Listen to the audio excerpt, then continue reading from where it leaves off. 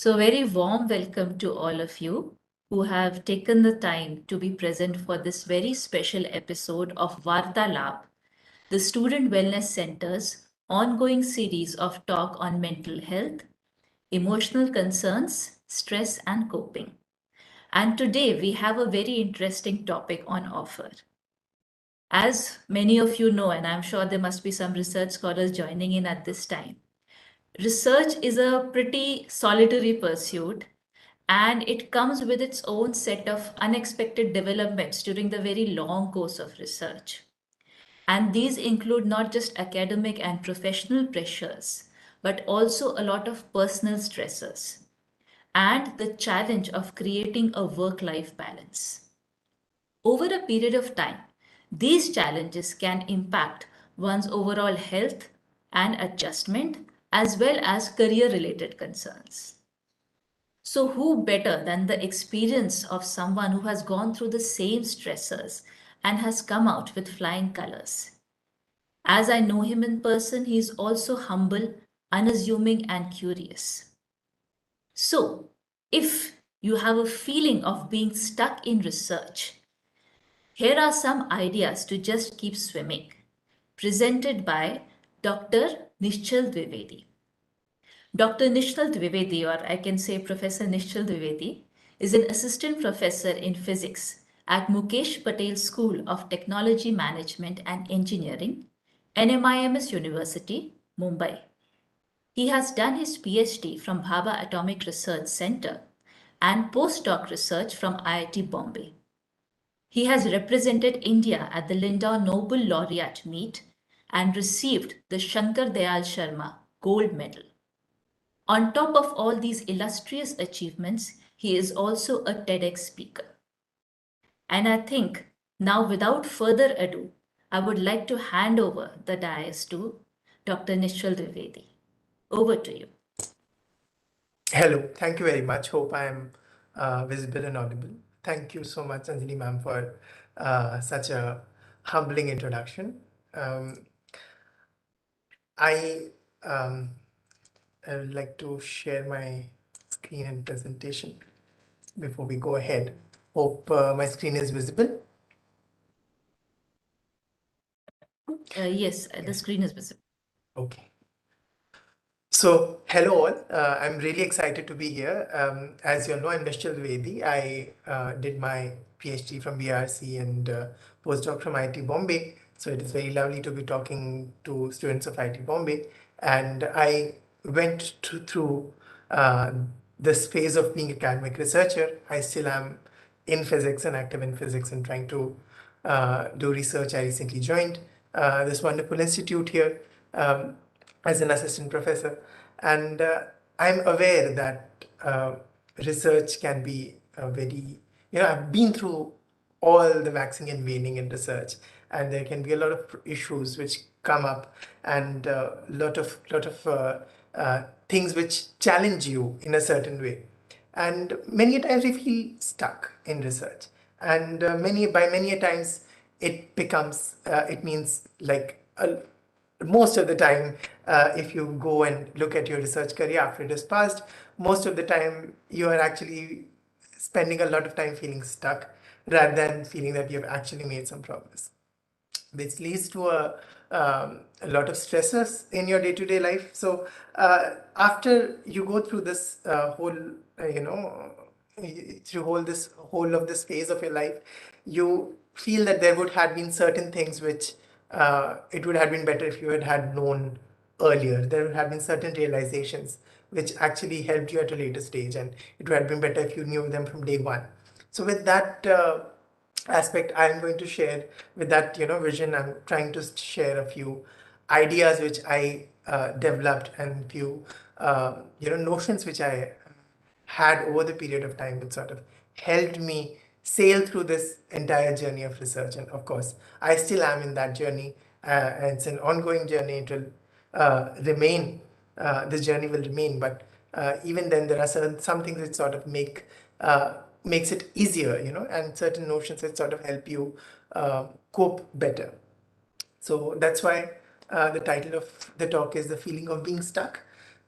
Some ideas to just keep swimming. Of course, many of you would have recognized Just Keep Swimming from one of my favorite Disney movies, Finding Nemo. Here we have got a very interesting character called as Dory. Dory, I find Dory very interesting, and I am able to relate to Dory at a different level because Dory often forgets. Dory often loses sight of where she is headed. She starts off somewhere with a certain idea and she ends up at a totally different place. She is very easy to trust people. She's very easy to mistrust people as well. Uh, so Dory to me sounds very much like a researcher. Uh, Dory to me is the very close representative of a researcher. And research also, we start with a certain idea, certain problem in our mind and certain vision, and we don't necessarily, go through the same paths which we have pre-decided. But the thing with Dory is that Dory reaches where she needs to be just because she has one very nice philosophy of just keep swimming, being consistent, being at a problem. Problems are always difficult. Research problems specifically are require a lot of creativity.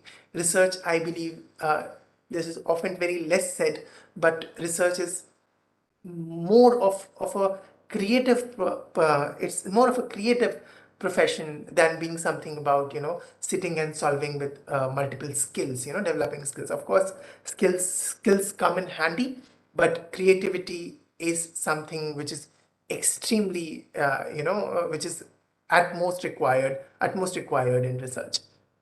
So research being a creative field, uh, it also requires you to stay with a certain problem. You are dealing with a certain kind of research problem and a certain kind of research issue. You need to be on it. You need to be just keep swimming on it, just keep putting a punch on it over and over until you sort of figure out the way to sort of build that specific intuition, that specific kind of creativity which is required to solve the problem. So, being a creative field, uh, every creative form of, be it art or be it any kind of representation of creativity, the problem has its own kind of nature and personality. I very strongly believe that research problems have their own nature and they have their own personality. There are certain problems which you look at them, they've been not solved for a long period of time, but you'll just have an epiphany and you'll be able to just solve those problems. Whereas others can take centuries and remain unsolved, and many times they will remain a puzzle at why they have been remaining unsolved for such a long time. So, what we need to do as researchers and a very first go is to accept this as a very common feeling. This acceptance is very much required that there will be times when we will be stuck. There will be times when when we will not be able to make the kind of progress which we imagined for ourselves just because of the creativity aspect of research. So it has to be accepted as a job description that there will be times when we'll be stuck, rather than something which you take upon yourself or which you relate to your personal ignorance. It is to be taken very professionally and has to be accepted as a part of job. This idea of having certain difficult problems and certain easy problems, certain problems being easier for someone and difficult for someone.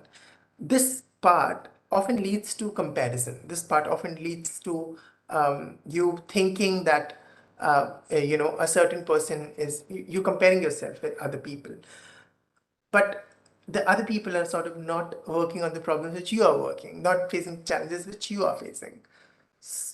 So that piece has to be sort of that piece has sort of to be maintained in your own head, that there will be times when certain people will appear to make more progress than you, and that has to be in a way accepted.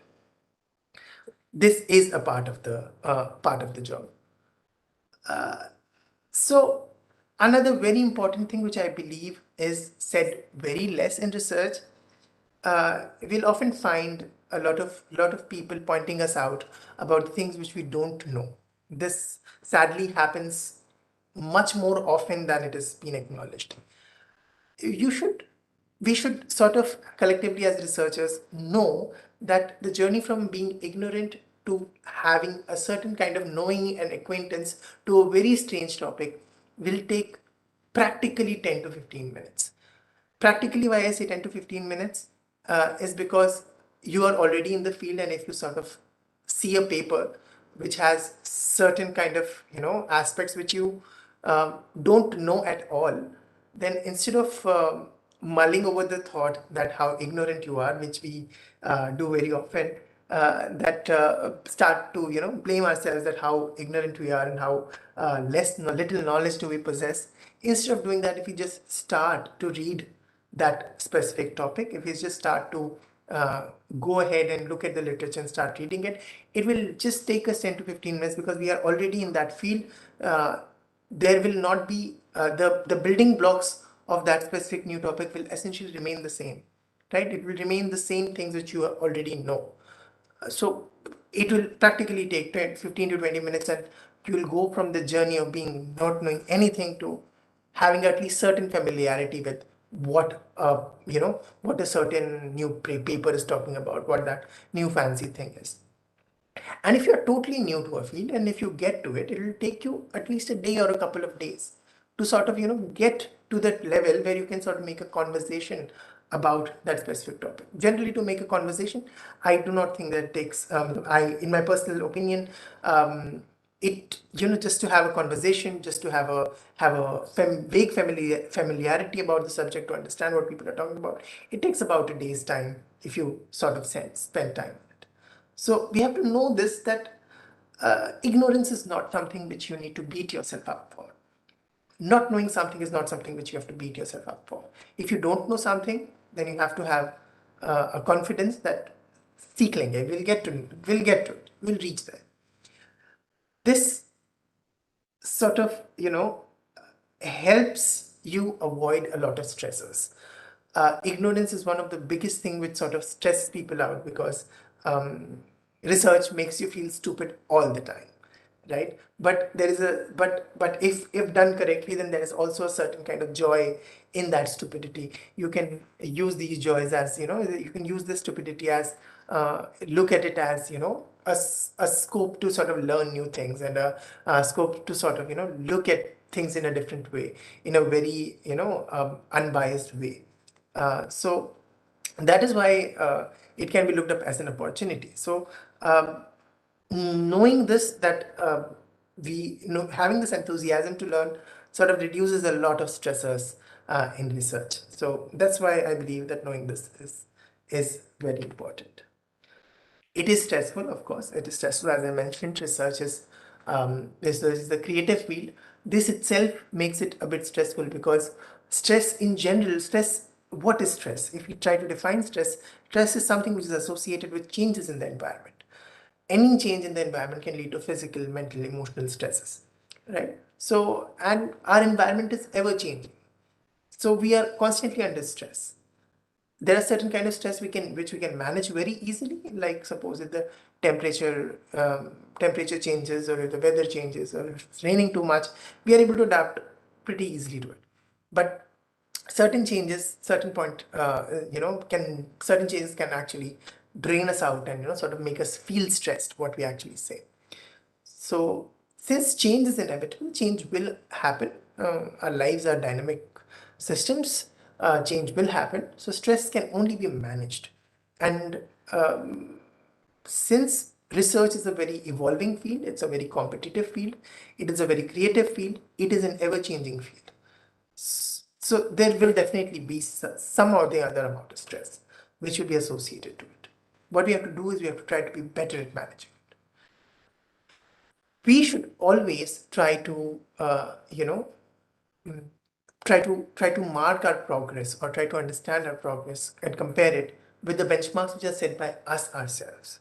This again hints back to not comparing yourself with others, but this is the way how I proceeded, and this is the way which sort of at a later part of my PhD sort of helped me think more about the problem and think about other irrelevant or other things less. So measuring your progress by benchmarks set by you really helped me.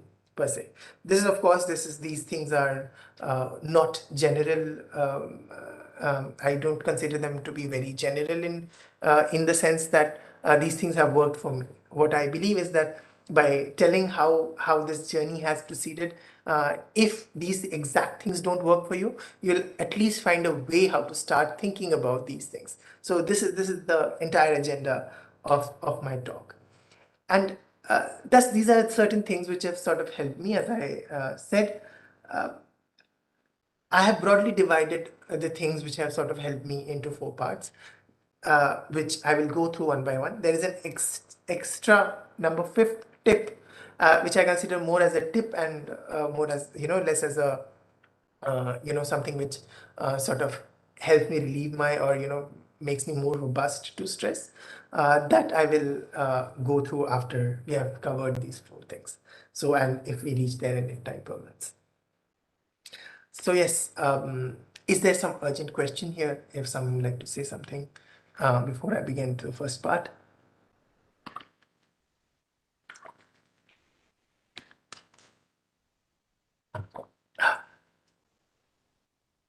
Okay, I believe not. So let me proceed.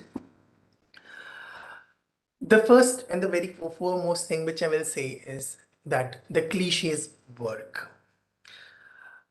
Once, so this happened with me a lot. That one, if you are stressed and you try to talk to someone, people say terms like "take care of yourself," and take rest, take breaks, and you sort of think yourself to be smarter than everyone, and you feel that, okay, this definitely will not work because I am over here thinking about all these complicated problems and all these complicated solutions to these problems, but nothing is working. So I definitely don't think that, taking care is sort of the answer to the stress which I'm facing right now.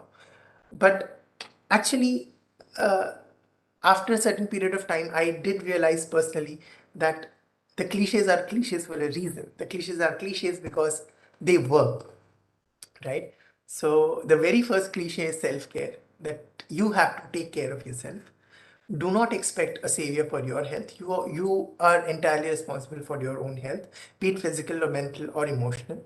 So please take care. This is something which really, really, really works. Take time out for yourself. Take short breaks, take long breaks regularly and periodically. Uh, Groom yourself in such a way that you are well rested. Having fixed times for your work and dividing your work and having a timetable which you are going to follow really helps a lot. Doing things apart from research, having certain time, at least 1 hour, maybe reading a book or going out to play something, helps a lot. Because if you're doing something which I've really noticed a lot is that creativity translates. Creativity is creativity. If you're trying to be creative in one field and you're not making progress, try to be creative in something else. Try to make a drawing, or try to, um, maybe listen to music, or paint something, or talk, write a poetry. Try to do those kind of creative things in your own domain. That really relaxes you in one way and sort of recharges your creativity. And this creativity sort of automatically translates to what kind of work you're doing. So take breaks, take regular short breaks. This really helps. Self-care really helps. Uh, then some things which we need to do as a community is, well, we have to normalize stress and mental health, which I believe that the upcoming generation is doing an amazing job in normalizing stress, normalizing mental health, being okay with confessing that there are certain mental health issues, or or mental health also needs a good amount of attention. So normalizing that as a community really helps. One thing which I do notice in, at least in certain environments which I have been in, especially Indian environments which I have been in, I really feel that we do not understand competitiveness quite well. The field itself is competitive. We don't need to compete with each other. We all are working on different problems in the subject. We don't really need to hide information from one another, which I believe that someone else would sort of benefit from, right? So as a community, we are together against this whole problem of stress in research. This is something which uh, I have heard many of us practically face. We do not want to share information. We want to make, if we believe that certain kind of information can make life easier for someone, we decide that we should not, disclose it. This is what people do all the time. Of course, these comes with the pre-existing structure in which how, it depends on the dynamics of your higher ups. It depends on a lot of factors. But we should all actively understand that it is us against the against this problem. People will eventually figure out. People who are up to solving a problem, people who get on the job of solving a problem, they will eventually figure out. But you may sort of release their stress a bit. You may give them a heads way. You may give them a head start in their journey by a couple of months. That I think is a beautiful and a kind thing to do. So as a community, we should know that we are against this stress factor which is coming in research, against all these issues. So we have to stand together, and we should do this as a community. This is something which I really wish we could achieve. And the last two things is something which you should know. You should know that you are smart. You should know that by the virtue of you taking up the field of research, by the virtue of you trying to address more difficult problems, you are smart, right? Give yourself some slack. You are smart. You will figure it out eventually, whatever life throws at it. Of course, there is a conditions apply there. Do it with checks and balances. Don't let yourself, because being in a relaxed state is actually much more easier than being in an active state. So don't take this as an excuse that I am smart, I'll figure it out whenever, as and when things come. Don't take it as an excuse. Have a daily routine. Keep swimming. Have a daily to-do task list, which you have to check every single day, right? Have your checks and balances. Do checks and balances on yourself. Because if you don't, then it is very easy to go back in a relaxed state, and very easy to, sort of procrastinate uh, the whole research period out. So these are certain cliches which I have really helped me and helped me sail through. Um, Other aspect is that of networking. Okay, I'm going to touch up on networking a bit. The reason why I emphasize networking is because whenever you set out to do something big in your life, big not in the sense of general impact on people, but big in the sense of impact on your own life. That is the decision to do a PhD, the decision to take up research. These have like huge impacts on your life. These are very fixed points in your lifetime. So the reason that whenever you try to do something big in your life, you need to have a voice. You need to find your voice so that you are able to express yourself, and you are able to tell people why exactly what you are doing is relevant. You need to communicate to your peers, and you need to tell them that, hey, you know what, this is the aspect of the of say science or whatever my subject of PhD search is, where I'm going to poke a hole and I'm going to sort of extend the boundary, how much ever tiny it is, but I'm going to try to do that. So you need to have a voice in which you can talk about it. And networking is something which has sort of helped me find my voice. Networking is essentially connecting to people at a professional level. I've tried to network with people from various aspects of life, not just in academia, but even in industry.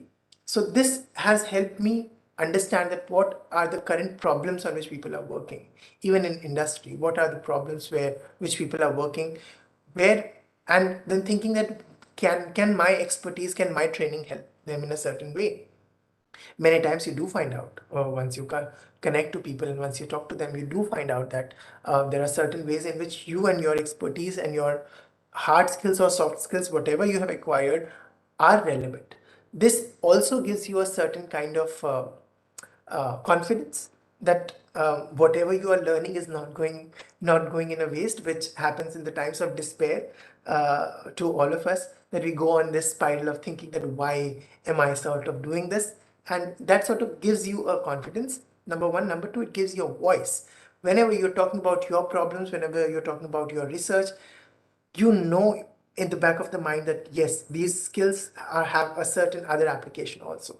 So this gives you a very good talking point in academic circles as well as in industrial circles to sort of pitch what you have done. This is very important, according to me, connecting to people, networking to people, and getting to know, getting to know what kind of work is going on in the world. Because once you're out of your PhD research career, once you're in the job domain, um, many a times I see that students do not actually know after passing their PhD that what they will actually do. I know many PhD students who are still unemployed just because they don't know that which kind of industries they can apply to, you know, and it's very sad because there has to be a industrial. Finally, industries are the places which sort of orient you to solve real world problems and have a impact in the real world in real time, which you can see, and of course have money as an outcome of that. So it is very important, even if you choose to be in academia, it's very important to know what kind of industrial impact do you have or can you have in future. There are a lot of platforms to do it. You can just sit at your home and do it. There was a platform called a Smart Tribe, which is now called as Science Says, which I used very extensively. There is a platform called as Coffee Mug. There is a platform, LinkedIn, Facebook groups. We all know that. But just go there and just start saying hi to people. Just have a conversation with them and plan a Zoom meet with them, and then just ask them that, hey, what are the problems which motivate you? What are the kind of problems you're working on?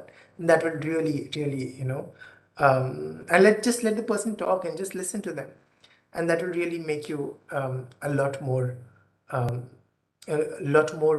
broad in the sense of knowledge. It will help you find the problems which you are passionate. Okay, so this is about networking.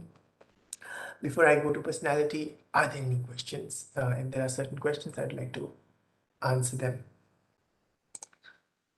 Okay, there was a question earlier, so I'll just state it now. Just give me a minute. Yeah. Yeah, how can I improve creativity? It's a very nice question. How can I improve creativity?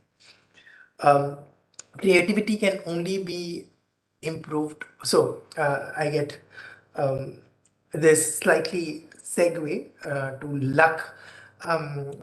Alexei Abricoso, who was a Nobel laureate, after he won the Nobel, when he was asked that, do you think it is luck which has given you the Nobel Prize?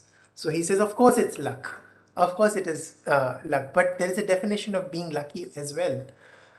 Luck is having a lot of knowledge and having all the knowledge always in your head, having them at the top of your head all the time. So whenever the time comes, whenever the epiphany strikes, you sort of know that this is how all these links will sort of join together. I think the same holds for creativity as well, that you read a lot, you allow yourself to be inspired a lot.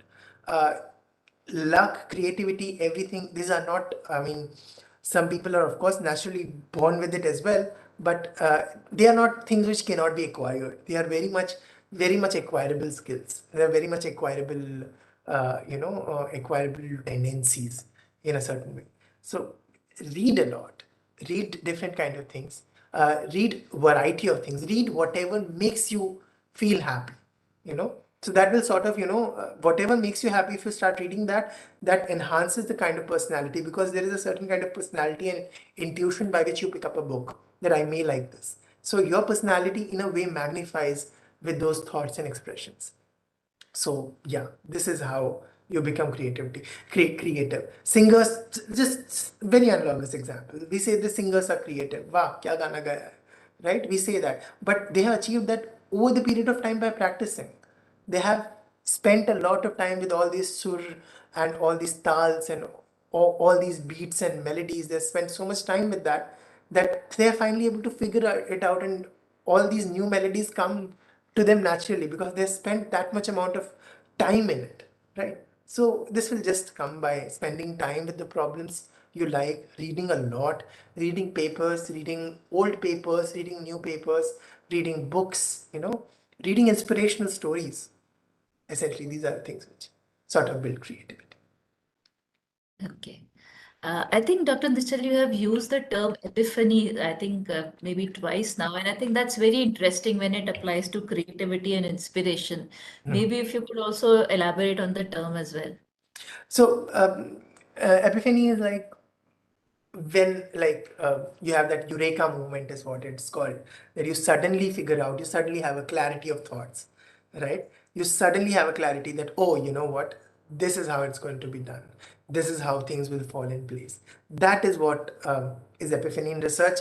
Again, it's called as a eureka moment because of Archimedes and his story, but uh, this again comes to the same argument that what I mean when I say epiphany strikes is that if you are sitting and doing something, if you're, say, writing a paper or you're doing an experiment, conducting an experiment, then you sort of suddenly you see a certain kind of result, but you're not able to, one person will not be able to make a head or tail out of it. But another person who is more well read and has a very vast amount of knowledge will immediately be able to point out that this is actually a significant discovery. This can actually be something more significant. And this we see in papers all the time. Whatever research articles are published, they, after a couple of months, they do come out, a comment does come out. This is something which happens naturally where people sort of point out more significant and more relevant things. When we give out a paper for refereeing, then the referees many a times point out something much more interesting in our paper which we have sort of missed.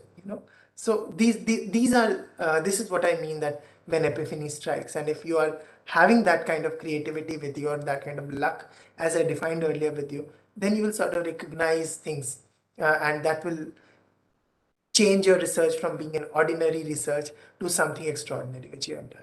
So this is what I mean by epiphany. Hope it answers the question. Yeah, thank you. Okay, there's another question. How to network if you are an introvert? Yes, this is a very good question. How to network if you're an introvert? Uh, so you are introvert, um, but you still can put yourself out, right? You can write blogs, and you can write. So LinkedIn has this very wonderful feature of writing articles.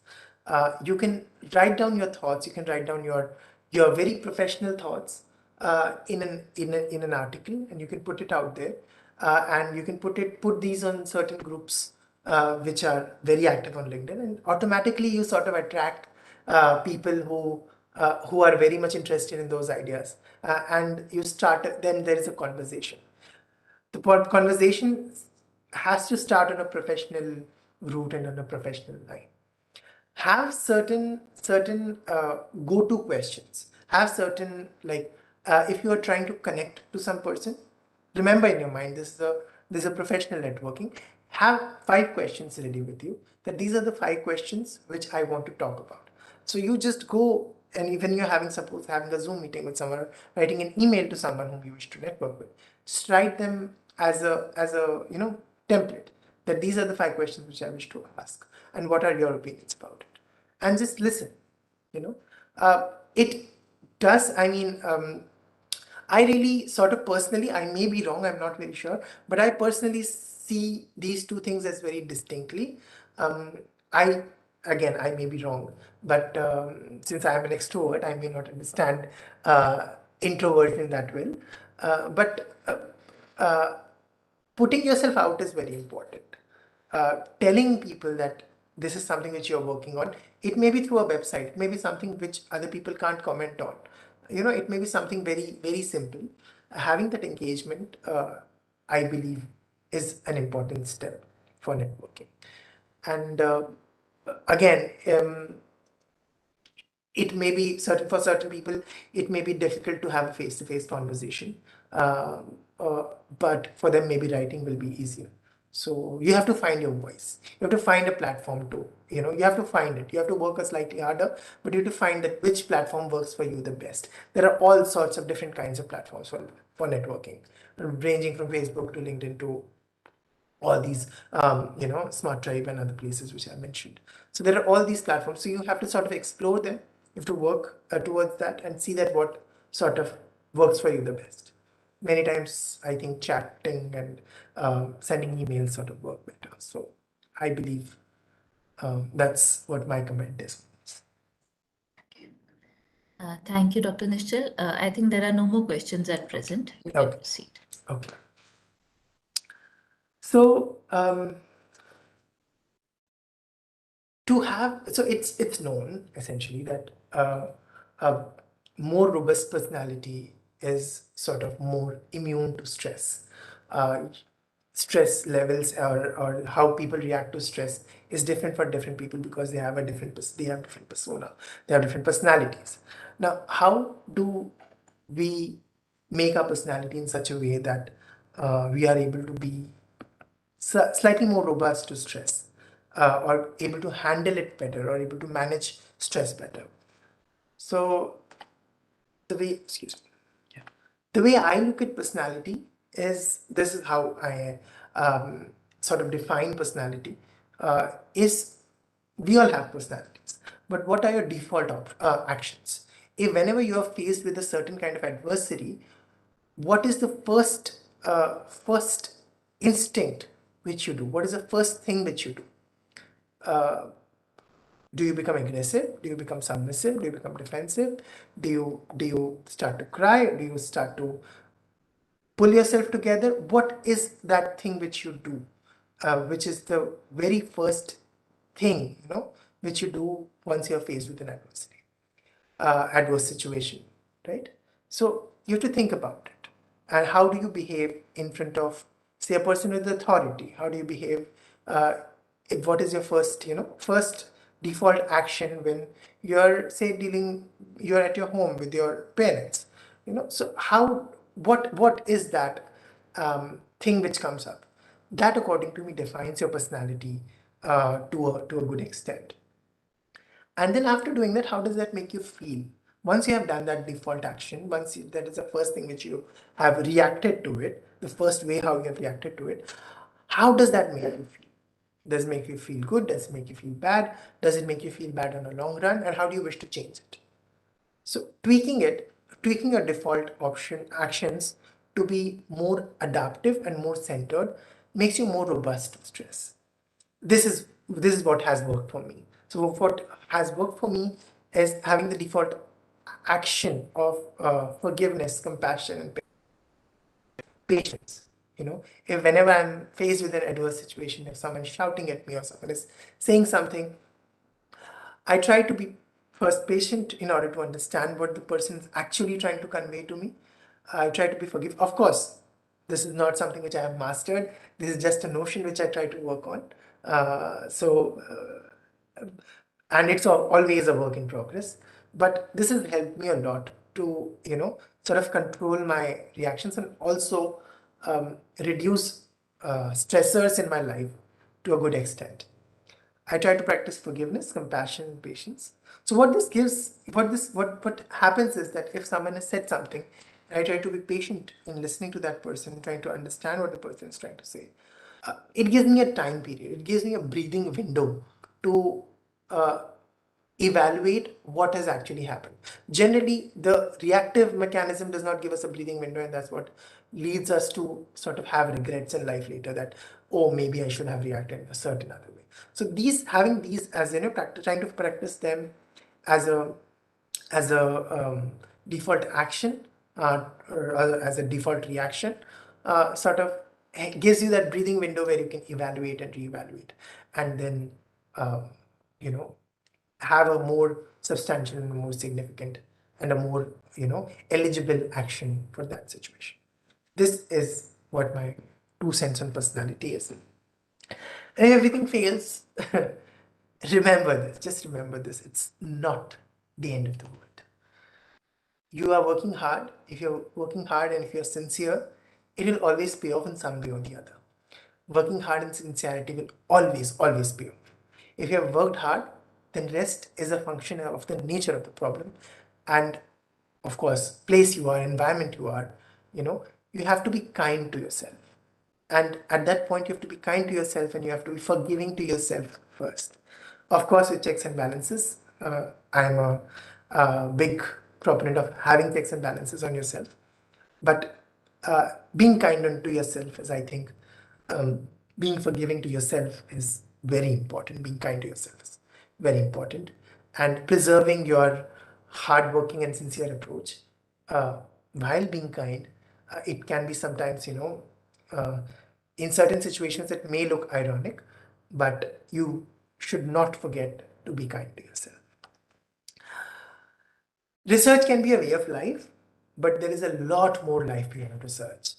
You know, periodic stepping back and looking at the kind of problems which you are working on, and how much do these problems actually give happiness to you.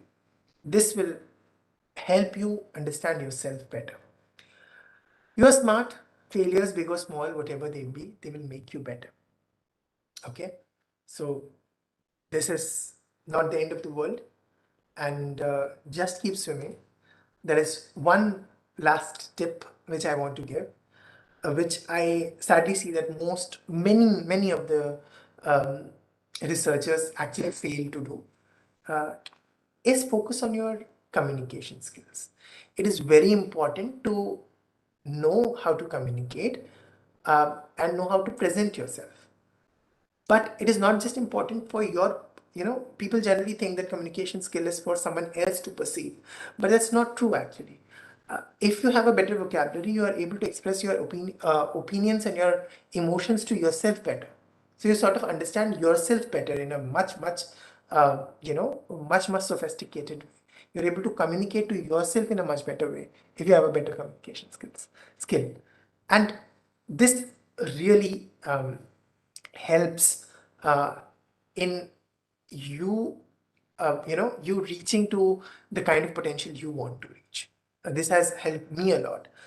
Communication skill is a very important thing. Reading, writing, talking, having, say, group discussions, having creating, having debates. There are lots of online forums which do debates, exposing yourself to opinions. This I believe is very important, which each and every researcher should work on. You should stay in pace with the changing trends in your field. Again, this hints back to it really hints back to your the part of networking. Networking helps a lot in this, but also continuous reading, continuous writing about things. This will really help you in staying in touch with the recent trends of field. Read more papers, old and new, right? Uh, this is, of course, relevant in the creative, about the creative thing which we discuss about developing creativity. And if all of the people listening to me here can do this as a homework, it'll be really nice. Give talks, talk, and not just like you will need an audience. The audience should also understand this thing, that it's a talk about exposing yourself to bad ideas and wrong and flawed notions and exposing them to healthy criticism. Criticism not to pull somebody down, but criticism to, build each other's knowledge up, and developing our own, developing a community where our own um, expressing skills and our own debating skills and our own what we say, uh, I'm missing the word, but sort of our own skill to catch flaws, catch errors, sort of gets groomed better. So talk and give talks and have a regular forum for giving talks as researchers. Expose yourself to various ideas, expose yourself to bad ideas. If there is an idea on top of your head, just say it out, blurt it out, and then let collectively decide that, oh, you know what, this may or may not work in a certain way, or what are the conditions where it may work. This will lead to a very healthy research life. So do that. This will be these tips, I think, can create a much better community and a much better healthy, robust lifestyle of researchers where they can learn a lot. And I'd like to end uh, with this very inspiring quote. This is a quote, words full of wisdom that someone important has said, and it is going to make the readers inspired by someone famous. What I mean to say is that it's all a blank slate. There is no right and wrong. You know, you have to find your own way to be creative. You have to find your own way to network. You have to find your own way to work on your personality. You have to find and allow yourself to inspire yourself. You have to inspire yourself first. And that, I believe, is very important. So fill in your own quote here. Do your own thing and be your own own kind of researcher, which you have to be. There is no right and wrong. Don't get too messed up in these ideas and notions of right and wrong. Do things which make you happy. That is, I think, going to uh, have a more creative and a more stress-free environment. Having beautiful slides help. So I'm ending with this thank you slide with my email ID. I'm going to also credit Slides Go, from where I've downloaded this free template of having a colorful slide. They have a lot of colorful slides. So feel free to check them out. Okay, thank you. Questions? There's a question. What are the mandatory things we should include in our daily routine as a researcher? Okay.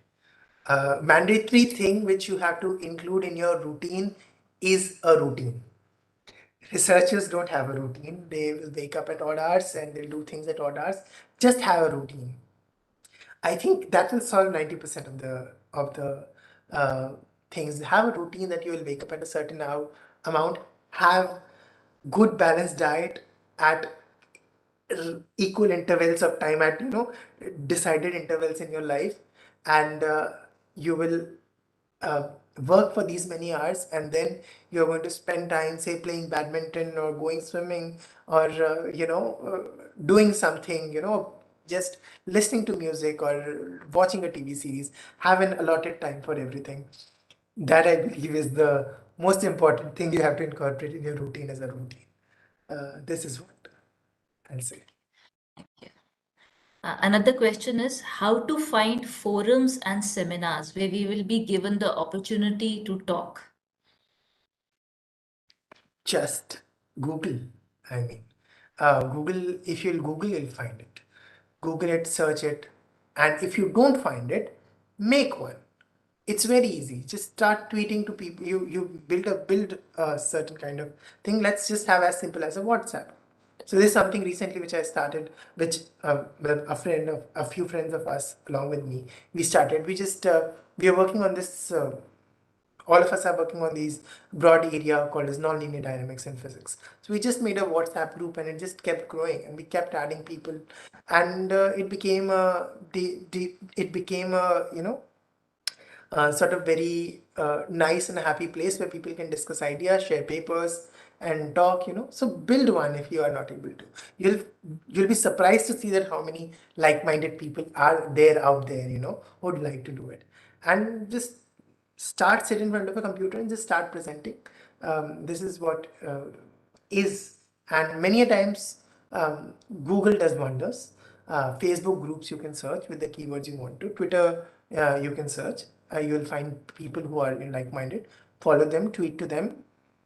I know friends of mine who have found postdoctoral positions just by tweeting to people. So this is very interesting. I mean, we have all the power in the world by using social media. Let's use this for the right causes.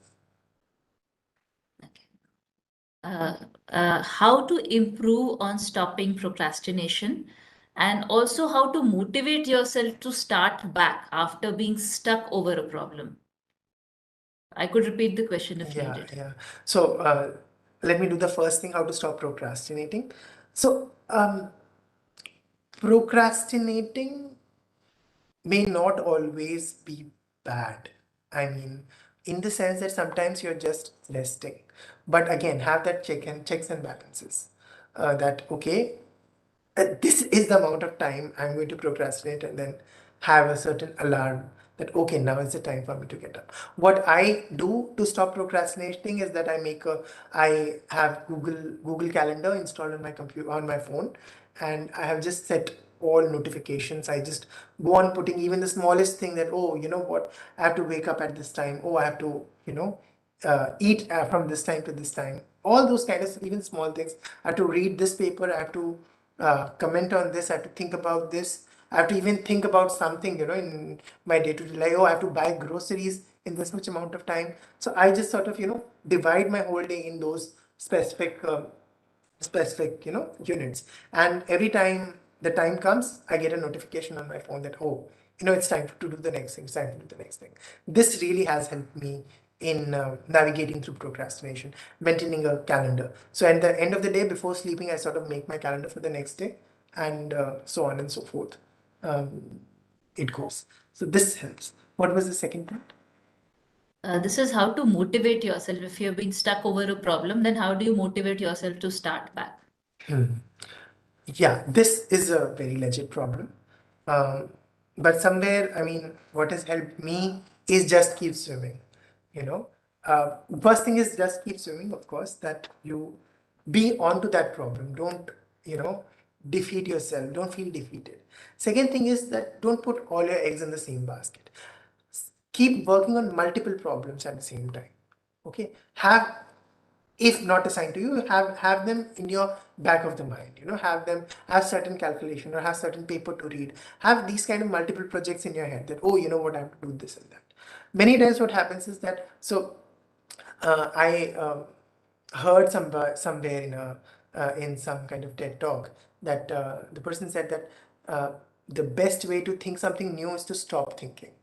So once you are actually in a problem and you are thinking about a problem, you are thinking in a certain way. And since you're thinking in a certain way, you sort of get very occupied in that way of thinking. And that's why you're not able to get newer ideas. So what you sort of do is that you stop thinking about that specific problem, think about other things, and then revisit it, and then revisit it. Revisit it every day. Go on doing that. So I believe that not having all the eggs in the same basket, having some other good things in your life happening around, that sort of really motivates you to do bigger things and newer things. Okay, I think we are running a little short of time. We'll just take a couple more questions and we'll then find out. Okay, so there's one that research can be lonely. So how do you deal with the feeling that no one understands? Talk to a counselor. That has helped me. Talking to a counselor helps me. Yes, no one understands. I have been there. I have been there a lot. But again, when I was feeling that, I was not actively reaching out to people to sort of make them understand as well, right? Reaching out to people, not necessarily in your own circle, reaching out to people can also mean through networking. You know? Having your own set of people with whom you can actively discuss, having your peers with whom you can actively discuss. This is something which you should, sort of try to find. And there is always one person who you'll find ready to listen. They can be, someone maybe at a lower level of education, like some bachelor student, master student. You can sort of try to find them. That has helped me. Having good friends helps you. But yeah, I understand that. So uh, I'm one thing which I actually pointed out before, that writing an article about it and exposing it out there in various groups really helps. Try to phrase whatever you are thinking, and whatever is the whole outline of your research, or whatever the kind of problem you're trying to deal with. Make a small article about it, write something about it, and then put it out on a certain platform like say LinkedIn, article and then put them on various groups. Let people read it and let people comment on it. Once people start commenting on it, you sort of realize, oh, this is a way in which I have not thought about before. And then you go back and then you sort of reiterate. These are difficult problems, I understand. These are like easier said than done kind of problems. But these are some various ways in which you can sort of try to find your voice and try to find your people who will understand you. This is how I stumbled across various people who sort of understood. Okay, one more question. If we just do research for learning without thinking about the outcome or papers, then can we complete PhD in 5 years? Now, if you'll not think about papers at all, uh, then you will not publish a paper, right? And well, this is how PhDs are supposed to be about learning, but finally, I believe personally that PhD is also about uh, making an impact on the subject, however small, but making a small impact in the subject, moving slightly from the unknown to the known, right? So if you have discovered something which you know and only you know, then that's not going to help the field, right? You have to finally communicate it to the field. You have to finally tell everyone that, hey guys, look, I have found solution to this problem, right? So for that, you really need to think about publishing a paper. You really need to think about um, writing something and solving something substantial. And if you go in this comfort zone that I'm doing it only for the learning, then many times it may happen that you may not, you may go in that comfort zone where you are like, oh, I'm just doing it for the learning part. You also have to think about telling it to others that, hey, you know what, this is what I've learned. So I believe that aspect is very important. So in that sense, publishing a paper is important. This is I think we are towards the end now. If there are any more questions, please just put them quickly. Otherwise, we'll wind up now. I'll just check if there are any more. Okay, I think that's all.